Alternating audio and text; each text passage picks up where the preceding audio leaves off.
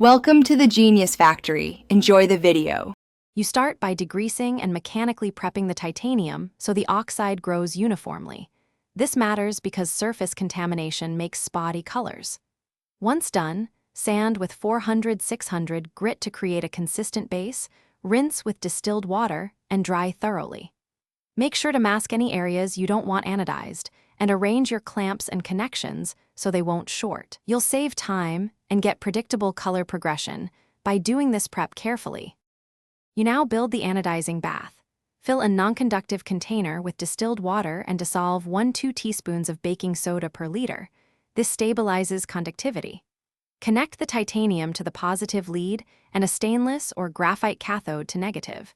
The supply should adjust slowly up to about 120 volts. Increase voltage in small steps, watching the color develop.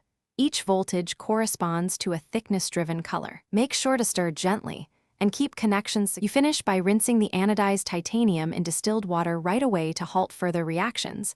Then dry and seal the oxide layer for durability. Boil for 5-10 minutes or dip briefly in hot oil to close pores.